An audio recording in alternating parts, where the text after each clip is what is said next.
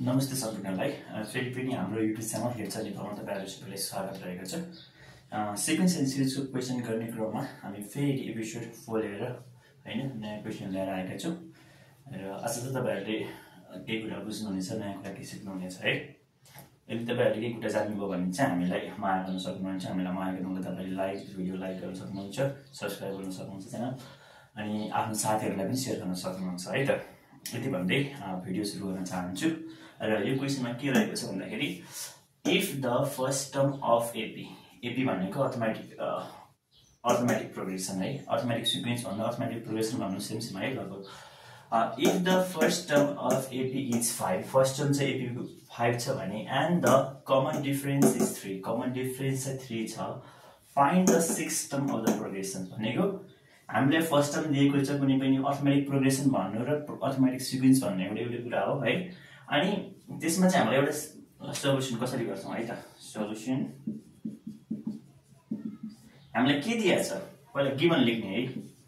Given के दिएको छ हामीले first term of the sequence दिएको छ। फर्स्ट टर्म भनेको फर्स्ट टर्म हामी a ले डिनोट गर्छौं है, जहिले पनि a ले डिनोट गर्छौं।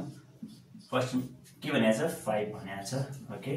And the common difference is 3, common difference COMMON common difference DIFFERENC common difference D equals to कति भनेको छ 3 भनेको छ। फाइन्ड द सिक्स्थ टर्म भनेको छ है। Sixth term equals to what, sixth term equals to what, यो क्वेशन सोधिएको छ है। यो क्वेशनले के भनेको छ त हामीलाई फर्स्ट टर्म दिएको छ, सिक्स कमन डिफरेन्स भन्ने पनि दिएको छ अनि सिक्स्थ टर्म सोधेको छ है। सिक्स्थ टर्म चाहिँ सोधेको छ। कसरी गर्ने त अब यसको लागि हामीले सुरुमा के थाहा हुनु पर्यो, एन्टमको फर्मुला थाहा हुनु पर्यो है। अर्थमेटिक सिक्वेन्समा एन्टमको फर्मुला के हुन्छ, एन्टम भनेको के हो त एन्टम या जेनरल टर्म पनि भनिन्छ है। सरी है, नर्मली यसलाई स्मल लेटरले लेखिन्छ ठिकै छ। एन्टम इक्वल्स टु है a plus n minus 1 d हो है। यहाँ चाहिँ यो a भनेको फर्स्ट टर्म हो है, d भनेको कमन डिफरेन्स हो है त। अब यो फर्मुला हेरेर ट्याक्क गर्न सकिन्छ कि सक्दैन हेर्नु त है। जहाँ n छ त्यो ठाउँमा चाहिँ हामीलाई के सोधेको छ त्यो राख्दिने।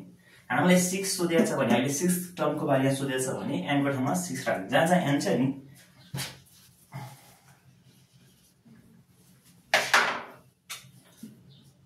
यो एन्टम यो छ है। हामीले अब सोधेको 6 छ भनेपछि एन्टम हुँदाखेरि यो फर्मुला हुन्छ भने यदि 6 टर्म हुँदा के हुन्छ त, जहाँ n छ हामीलाई सोधेको 6 टर्म हो, यो फर्मुला जहाँ n छ नि हो त्यहाँ चाहिँ 6 राखि पुग्यो है। ल हेर्नुस् है कसरी गर्ने। यो छ नि है, नाउ अब n टर्मको ठाउँमा के लेख्ने, n को ठाउँमा 6 टर्म लेख्ने है। 6 टर्म इक्वल्स टु a भने ल एकछिन यतिकै लेख्दिम है। a प्लस पक्नु चाहिँ यसरी लेखौँ है। नाउ वी नो गर्दै लेखौँ है। We know nth term equals to a plus n minus 1 d है। यसै गरेर देयरफोर हामीलाई सोधेको 6 टर्म हो कि हैन हो, n को ठाउँमा यो n को ठाउँमा के राख्ने हामीले अब 6 राख्ने है। 6 टर्म इक्वल टु अब a भनेको छ त फर्स्ट टर्म a भनेको छ 5 छ, 5 लेख्ने प्लस ब्राकेट अब n को ठाउँमा के छ, अघि n को ठाउँमा n थियो n लेख्यो। अब हामीले 6 टर्म सोधेछ भने n को ठाउँमा के हुन्छ 6 हुन्छ है। 6 माइनस 1 इन्टु d कति दिएको छ त हामीलाई कमन डिफरेन्स 3 दिएको छ है। 3 के हुन्छ त एन्सर 5 प्लस 6 माइनस 1 भनेको कति 5 इन्टु 3। अब यो गए चाहिँ फेरि झुकिनु होला है, फेरि एडिसन गर्नु होला, कहिले पनि गर्नु, जहिले पनि पदमास रुल फलो गर्ने है। एडिसन र मल्टिप्लिकेसन सुरुमा के आउँछ, मल्टिप्लिकेसन आउँछ फर्स्टमा।